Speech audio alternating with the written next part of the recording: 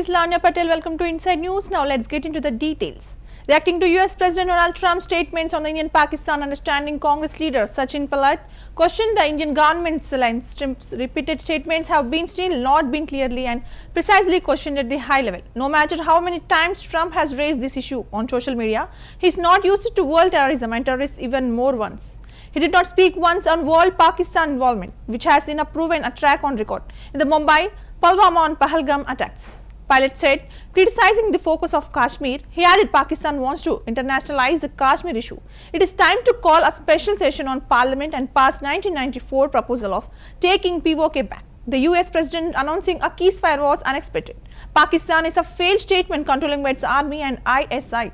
So what issues did they given for the ceasefire? कल फिर हमने देखा कि राष्ट्रपति ट्रंप सऊदी अरब की यात्रा पे गए और वहाँ पे एक बार और उन्होंने बड़े स्पष्ट रूप से कहा कि भारत और पाकिस्तान के बीच जो युद्ध विराम कराया गया वो उनके द्वारा कराया गया और जो शर्त रखी थी उसमें व्यापार की मात्रा बढ़ाने के लिए उन्होंने प्रस्ताव रखा, जिस पर भारत और पाकिस्तान दोनों सहमत हो गए। बार बार अमेरिका के राष्ट्रपति जो ये बयान दे रहे हैं उसका भी स्पष्ट, सटीक और उच्च स्तरीय लेवल पर कोई खंडन नहीं किया गया है। एक बात और हमने देखी कि जितनी बार भी सोशल मीडिया पर राष्ट्रपति ट्रंप ने अपना पक्ष रखा है इस पूरे मुद्दे को लेकर, उन्होंने एक बार भी आतंकवादी शब्द का इस्तेमाल नहीं किया, उन्होंने टेररिज्म का इस्तेमाल नहीं किया, उन्होंने कहीं भी पाकिस्तान द्वारा दशकों से नामी गिरामी विश्व प्रसिद्ध आतंकवादियों को जो पनाह दी है और जो भारत में लगातार मुंबई से लेके पुलवामा और पहलगाम में जो आतंकवादी हमले हुए हैं उस पर पाकिस्तान का जो प्रूवन ट्रैक रिकॉर्ड है उस पर एक शब्द नहीं कहा। और आश्चर्यजनक बात यह है, मोस्ट सरप्राइजिंगली, वो कश्मीर को बीच में लेकर आ गए। हमारे 26 निहत्थे सैलानियों को मौत की घाट उतारा गया, भारत पर आक्रमण बोला गया। बजाय इसके कि उसकी चर्चा वो करें, उन्होंने बेवजह कश्मीर मसले को हवा देने का काम किया। जो मसला बहुत पहले सेटल हो चुका, कश्मीर का मुद्दा द्विपक्षीय है, उसका अंतर्राष्ट्रीयकरण करना ये पाकिस्तान चाहता है। लेकिन हमने स्पष्ट कह रखा है और आप सबको याद होगा 1994 में कांग्रेस की सरकार में संसद में सर्वसम्मति से एक प्रस्ताव पारित हुआ था कि पाक अधिकृत कश्मीर वो भारत का अभिन्न हिस्सा है। आज भी जम्मू कश्मीर की विधानसभा में पीओके की जो विधानसभाएं जो खाली हैं वो सीटें आज भी खाली पड़ी हैं। और 1994 में जो हमने प्रण लिया था, भारत ने लिया था, किसी एक दल ने नहीं लिया था, संसद ने लिया था। आज समय आ गया कि एक बार दोबारा विशेष सत्र बुलाया जाए, जो कुछ अब तक घटा उस पर एक चर्चा हो। और मैं तो मानता हूं कि 1994 का जो प्रस्ताव था कि पीओके को हमें वापस लेना है, उसको दोबारा पारित किया जाए, क्योंकि लगातार ऐसी संभावनाएं बढ़ रही हैं कि कश्मीर को इंटरनेशनलाइज किया जा रहा है। और ये अमेरिका बोल रहा है कि हिंदुस्तान पाकिस्तान की कहीं हम एक न्यूट्रल साइड में मीटिंग करवाएंगे, तो ये मीडिएशन, थर्ड पार्टी इन्वॉल्वमेंट, ये भारत की दशकों पुरानी जो स्टेटेड पॉलिसी है। Uttarakhand Chief Minister Pushkar Singh Dhami participated in the Tiranga Shobha Samman Yatra in Dehradun on Wednesday, celebrating the success of the Indian Army's recent Operation Sindoor. On the occasion, the Chief Minister paid tribute to the armed forces, stating that they have once again demonstrated India's strength to the world. Bharat की सेनाओं ने जिस प्रकार से operation सिंदूर चलाया, शौर्य, पराक्रम और साहस और सटीक रणनीति आदरणीय प्रधानमंत्री श्री नरेंद्र मोदी जी के नेतृत्व में निर्णायक जवाबी कार्रवाई करी, जवाबी हमला किया और पाकिस्तान के अंदर पाकिस्तान द्वारा पोषित 9 आतंकवादी अड्डों को नेस्तनाबूद करने का काम किया। पाकिस्तान की सेना को घुटने टेकने पर मजबूर किया। उनके डीजीएमओ ने, पाकिस्तान की सरकार ने जिस प्रकार से युद्ध विराम का अनुरोध किया, भारतीय सेना ने हर उस मुंहतोड़ जवाब उस कार्रवाई का दिया, जिसमें पाकिस्तान की सेना ने मिसाइल भेजे, ड्रोन भेजे, अनेक फाइटर विमान भेजे। उन सभी को हमारे एयर डिफेंस ने नेस्तनाबूद कर दिया। उनको जो है फेल कर दिया, वहीं हवा में ही उनको पूरी तरह से असरहीन कर दिया। हम भारत की सेना का अभिनंदन करते हैं और पूरे देहरादून में, पूरे उत्तराखंड में, उत्तराखंड देवभूमि है, हमारे प्रधानमंत्री श्री नरेंद्र मोदी जी के नेतृत्व में जो जवाबी कार्रवाई की गई है, एक मजबूत इच्छा शक्ति और निर्णायक लड़ाई लड़ी गई है, जिससे हर भारतवासी का सर गर्व से ऊंचा हुआ है। उत्तराखंड वासी, क्योंकि प्रत्येक घर से यहाँ पर एक सैनिक देश की, हर घर से सैनिक देश की सेवा देते हैं, देश की सीमाओं की रक्षा करते हैं। आज यहाँ देहरादून में सड़कों पर जन समुद्र उमड़ा है। ये इस बात का प्रमाण है कि आज भारत की सेना हमारे प्रधानमंत्री जी के नेतृत्व में जो भारत को चुनौती देगा उसको मुंहतोड़ जवाब देगी। ये भारत के लोगों ने भी आज सेना के साथ खड़े होकर, देश के साथ खड़े होकर एकता और अखंडता का परिचय दिया है। हम सेनाओं का फिर से अभिनंदन करते हैं, उनको बहुत। BJP National Secretary Om Prakash Dhankar praised India's military's precise, stating that the country's missiles and drones accurately hit designated targets during confrontations with Pakistan. There are many things that enhance India's pride. One is India's precision in targeting. Our missiles and drones hit the exact targets where they are not terrorist hideouts or military bases. When Pakistan started its mischief, no civilian areas were targeted. The attacks were carried out on appropriate military targets, demonstrating India's striking capability, which is highly precise. We strike when necessary, hitting those who cause harm, he said. कई बातें पूरे भारत का गौरव बढ़ाने वाली हैं। एक तो भारत का निशाना बड़ा अचूक है। जो टारगेट तय किए, हमारे सारे के सारे मिसाइल्स, ड्रोन्स में उन्हीं टारगेट पर जो आतंकवादियों के थे, या जब पाकिस्तान ने शरारत शुरू की तो उनके फौजी ठिकाने थे, कहीं भी जनता के ठिकानों पर कहीं नहीं, और ऐसे सब उचित ठिकानों पर अटैक किया। तो भारत की एक ऐसी मारक क्षमता सिद्ध हुई है दुनिया में जो बड़ी सटीक है। निशाने पर ठोकते हैं, जो गलत करके जाता है उसको ठोकते हैं। दूसरी, हमारा डिफेंस मैकेनिज्म, अभी तक इजराइल के डिफेंस मैकेनिज्म की चर्चा होती थी, उनके आयरन डोम की चर्चा होती थी। यहाँ कई सौ ड्रोन से एक साथ अटैक किया गया।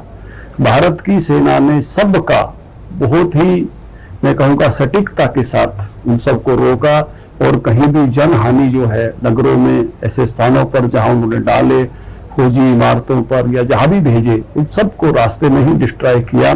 और इसलिए आज स्वयं प्रधानमंत्री जी पंजाब के आदमपुर जाकर हमारे सैनिकों का हौसला बढ़ाकर आए हैं। पूरा देश इस समय साथ खड़ा रहा। पूरे देश में इस बात का उत्साह है, पूरे देश में इस बात का जो है, मैं कहूँगा कि गौरव है कि हमारी सेना ने बहुत शानदार काम किया है।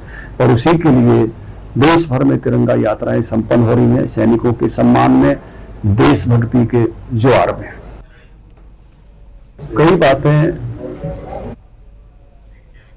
Union Minister of State of Defence Sanjay Seth participated in the Tiranga Shaurya Samman Yatra in Ranchi, held to celebrate the success of Operation Sindhu by the Indian Armed Forces. Speaking on the occasion, he said Tiranga Yatra is being taken out across the country to honor the armed forces. We feel proud of them.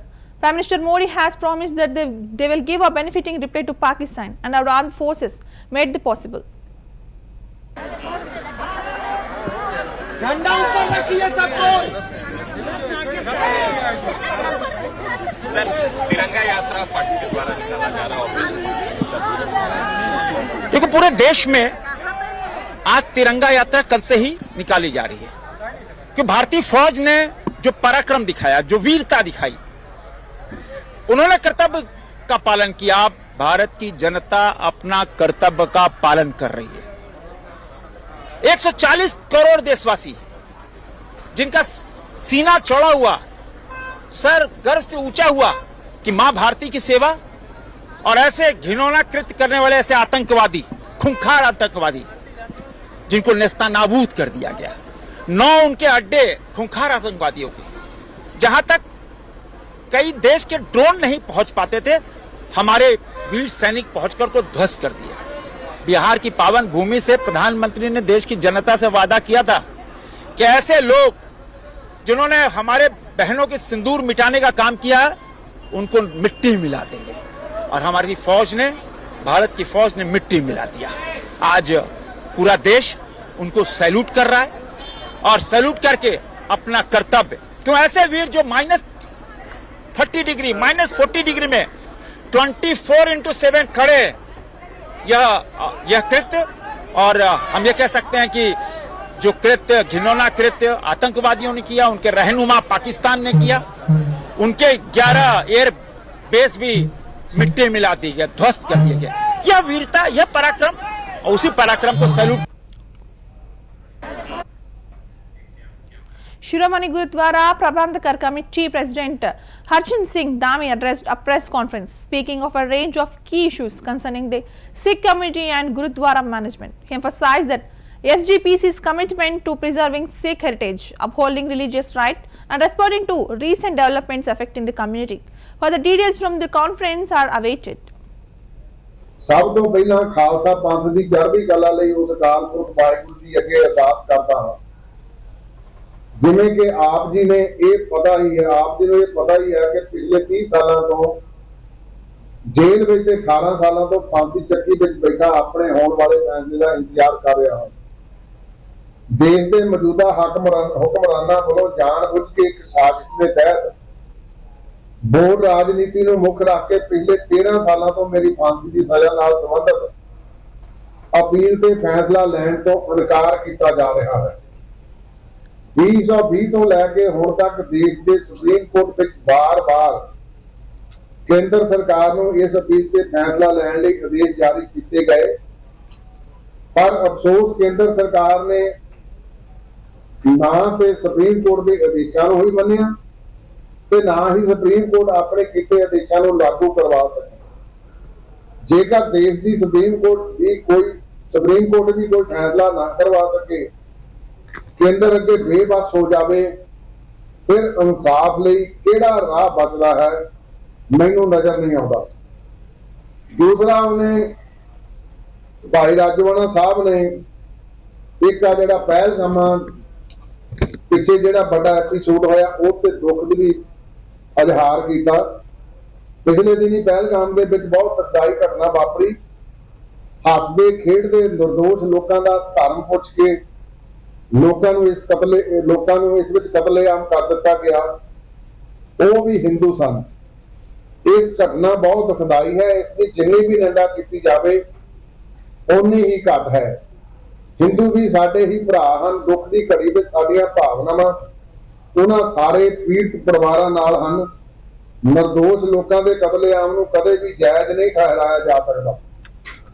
ਅੱਜ ਦੇਸ਼ ਦੇ ਹੁਕਮਰਾਨਾਂ ਨੇ ਕੀਤੇ ਕਤਲੇਆਮ ਤੋਂ ਬਾਅਦ ਇਹ ਕਹਿ ਰਹੇ ਹਨ ਕਿ ਅਜਿਹਾ ਜ਼ੁਲਮ ਕਰਨ ਵਾਲੇ ਤੇ ਕਰਾਉਣ ਵਾਲੇ ਪਾਕਿਸਤਾਨ ਨੂੰ ਸਬਕ ਸਿਖਾਵਾਂਗੇ, ਪਰ ਕੀ ਇਹਨਾਂ ਹੁਕਮਰਾਨਾਂ ਨੂੰ ਇਹ ਨਹੀਂ ਪੁੱਛਿਆ ਜਾਣਾ ਚਾਹੀਦਾ ਕਿ 1984 ਦੇ ਵਿੱਚ ਜਦੋਂ ਦੇਸ਼ ਦੀ ਰਾਜਧਾਨੀ ਦੇ ਵਿੱਚ Patna Bihar Minister Prem Kumar announced a series of events and initiatives to be held across Bihar as part of International Year of Cooperatives 2025. Speaking at the press conference, he emphasized the importance of cooperative societies in empowering rural communities and boosting local economies. The minister also highlighted plans for awareness campaigns, training programs and cooperative affairs aimed at strengthening the cooperative movements throughout the state. अभी हमारे सचिव ने बताया आपको कि अंतर्राष्ट्रीय सहकार दिवस बना रहे हैं और जनवरी में प्रारंभ हमने किया था। संयुक्त राष्ट्र ने निर्णय लिया था पूरे विश्व में अंतर्राष्ट्रीय सहकार दिवस बनाया जाएगा। उसी कड़ी में जनवरी महीने में, फरवरी, मार्च, अप्रैल में मनाया हम लोगों ने है। कई कार्यक्रम किए हैं। हाल में 30 मार्च को देश के लोकप्रिय गृह मंत्री सहकारिता मंत्री आदरणीय अमित शाह जी आए थे बापू सभागार में जाकर, और इस बार हम लोग आगे का प्लान कर रहे हैं। और इस महीने में हम विशेष बैंकिंग अभियान हमारा है, और आप सबों को जानकारी देना चाहेंगे कि बिहार सहकारी बैंक लिमिटेड की स्थापना जो हुई थी 1914 में हुई थी यार, और इसका मुख्य उद्देश्य था राज्य के किसानों, मजदूरों, गांव में रहने वाले लोगों को जोड़ना और किसानों को मदद पहुंचाना। वर्ष 34 तक उड़ीसा में भी इसमें सम्मिलित। वर्ष 96 से भारतीय रिजर्व बैंक द्वारा शेड्यूल कोऑपरेटिव का दर्जा दिया गया। वर्तमान में बिहार राज्य सहकारी बैंक लिमिटेड की 13 शाखाएं हैं एवं 23 जिला सहकारी बैंक संबंध है। वर्ष 11 तक बैंक में पारंपरिक बैंकिंग प्रणाली लागू थी। 2011 के बाद नाबार्ड के सहयोग से और हम लोगों ने कोर बैंकिंग सिस्टम लागू किया। बिहार राज्य के सहकारी बैंक ने सफलतापूर्वक लागू किया तो उत्तर भारत के राज्यों में अग्रणी भी रहा। राज्य के सहकारी बैंकों द्वारा अन्य व्यावसायिक बैंकों के भांति मूल सुविधाएं अपने ग्राहकों को प्रदान की जा रही है। Core banking solution, RTGS, net service, IMPS facilities, रुपए एटीएम, डेबिट कार्ड, बिहार और फसल सहायता योजना का डीबीटी माध्यम किसानों को भुगतान, public finance management system, Bihar राज्य के धान प्राप्ति योजना संबंधित भुगतान, यानी राज्य में किसानों का धान अधिप्राप्ति जो हम करते हैं, गेहूं पैदा करते हैं, तो सहकारी बैंक के माध्यम से हम करते हैं और किसानों को। Chief Minister Vishnu Deo Sai called it a moment of immense pride and a historic day for Chhattisgarh as the state achieved a major milestone under the Pradhan Mantri Awas Yojana. He announced that the housing provisions have been provided for nearly 18 lakh people who were preciously left out during the tenure of the former government. Today is a moment of a great pride of Chhattisgarh and a historic day as well. A significant milestone has been achieved as the long pending demand to provide housing under the Pradhan Mantri Awas Yojana to around 18 lakhs people has now fulfilled, and he said. के लिए बड़ा गौरव का विषय है और आज का दिन ऐतिहासिक दिन भी है, क्योंकि आज केंद्रीय कृषि, पंचायत एवं ग्रामीण विकास मंत्री आदरणीय श्री शिवराज सिंह चौहान छत्तीसगढ़ पधारे थे और जो आवास प्लस का और हम लोगों का जो वादा था 18 लाख लोग जो पिछली सरकार में प्रधानमंत्री आवास से वंचित हो गए थे, उनको मकान देने का वो वादा आज पूरा हुआ है। आज माननीय केंद्रीय मंत्री 3 लाख से ऊपर प्रधानमंत्री आवास की स्वीकृति पत्र हम लोग को यहाँ पर सौंपे हैं और इसके लिए पूरे छत्तीसगढ़ की तरफ से माननीय प्रधानमंत्री जी को और माननीय श्री शिवराज सिंह चौहान जी को बहुत बहुत उनका धन्यवाद करते हैं, उनको साधुवाद देते हैं। जो नक्सल पीड़ित हैं और जो आत्मसमर्पित हैं, उनके लिए हम लोगों ने भारत सरकार से अलग से निवेदन किया था कि ये जो एससी से 2011 और आवास प्लस के अलग इन लोगों के लिए प्रधानमंत्री आवास दिया जाए और भारत सरकार ने हम लोगों के निवेदन को स्वीकार करके 15,000 उनके लिए स्वीकृति दी है, जिसमें से अभी तक हम लोग 2,500 लोगों को पहला किस्त 40-40 हजार रुपये का जारी कर चुके हैं और उनका आवास बनना शुरू हो गया है। अब जाने से कौन रोक सकता है उनको, लेकिन अपने समय में जो कि वो प्रदेश को मालूम है, देश को भी मालूम है, लेकिन हम लोग जब सरकार में आए हैं, आज 1.5 साल होने को है, मजबूती के साथ नक्सलवाद के साथ लड़ रहे हैं और नक्सलवाद अंतिम सांसें ले रहा है और माननीय केंद्रीय गृह मंत्री का संकल्प भी है कि आने वाला साल 31 मार्च 2026 को पूरे देश से नक्सलवाद को समाप्त करना है। और जिस तरह से हमारे जवान, हमारे सुरक्षा बल के जवान लड़ रहे हैं नक्सल। Bhubaneswar, Odisha Chief Minister Mohan Charan Majhi inaugurated and laid foundation stones for a series of development projects worth over 420 crore in various blocks of Mayurbhanj district. The announcements were made during a special program held at Bisoi. Of the total, 133 projects amounting to over 328 crore were inaugurated, while foundation stones were laid for 52 new projects estimated at over 191 crore. The initiatives aim to boost infrastructure and improve public amenities across the region. आज मयूरभंज जिलार विषय ठारे विभिन्न प्रकल्पर शिलान्यास एवं श्रीगणेश जो करा जायछि ताहा ए अंचल को निश्चित भाव में आगामी दिन में विकास क्षेत्र में ये अंचल को सुदृढ़ करेब, यशस्वी करेब। आज 420 कोटी टंकार विभिन्न प्रकल्प ଏ ଅଞ୍ଚଳ ପାଇଁ ଭିତ୍ତିପ୍ରସ୍ତର ଦିଆଯାଇଛି ଏବଂ ଶ୍ରୀଗଣେଶ ବି କରାଯାଇଛି। ମୋର ଏ ମୟୂରଭଞ୍ଜ ଜିଲ୍ଲା ପ୍ରତି ନିଶ୍ଚିତ ଭାବରେ ବଡ଼ ଗୋଟିଏ ଗୁରୁ ଦାୟିତ୍ୱ ଅଛି ଯେ ମୟୂରଭଞ୍ଜ ଜିଲ୍ଲାକୁ ବିକାଶ କ୍ଷେତ୍ରରେ ଆଗକୁ ନେବା।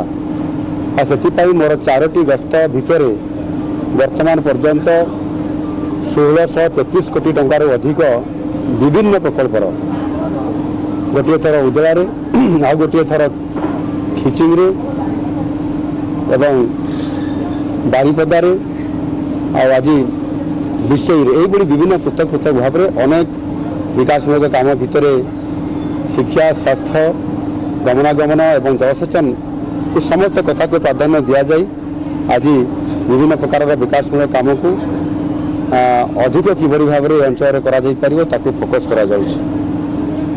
ଆମର ଜାତୀୟ ଉଦ୍ୟାନ ହିସାବରେ ଗତ ଏପ୍ରିଲ 24 ତାରିଖରେ ଶିମିଳିପାଳ ସ୍ୱତନ୍ତ୍ର ଭାବରେ ସ୍ଥାନ ପାଇଛି ଏବଂ ସେଥିପାଇଁ ମଧ୍ୟ ମୁଁ ଖିଚିଙ୍ଗ ଗସ୍ତ ଥିବା ସମୟରେ 50 କୋଟି ସ୍ୱତନ୍ତ୍ର ଭାବରେ ଶିମିଳିପାଳର ଉନ୍ନୟନ ପାଇଁ ମୁଁ ଘୋଷଣା କରିଥିଲି ଏବଂ ମା କିଚକେଶ୍ୱରୀ ମନ୍ଦିରର ଯେଉଁ ତାହାର ଉନ୍ନତି ଚାଲିଛି ସେଥିପାଇଁ ମଧ୍ୟ 50 କୋଟି ଟଙ୍କାର ପ୍ୟାକେଜ ଘୋଷଣା କରାଯାଇଥିଲା ଏବଂ ସେଇଭଳି ଭାବରେ ଜିଲ୍ଲାର ପ୍ରମୁଖ ଯେଉଁ କାର୍ଯ୍ୟକ୍ରମ ଗୁଡ଼ିକ ରହିଛି ସେ କୃଷି କ୍ଷେତ୍ରରେ ହେଉ, ଶିକ୍ଷା କ୍ଷେତ୍ରରେ ହେଉ, ରାସ୍ତା ଗମନାଗମନ କ୍ଷେତ୍ରରେ ହେଉ, ଏ ସମସ୍ତ କଥାକୁ ଗୁରୁତ୍ୱ ଦେବା ସହିତ ଯଦି ମହିଳାମାନେ କିଭଳି ଭାବରେ ସଶକ୍ତିକରଣ ହୋଇପାରିବେ ସେଥିପାଇଁ ସେମାନଙ୍କୁ ସୁଭଦ୍ରା ଯୋଜନା ଅନ୍ତର୍ଭୁକ୍ତ କରାଇବା ଏବଂ ଚାଷୀ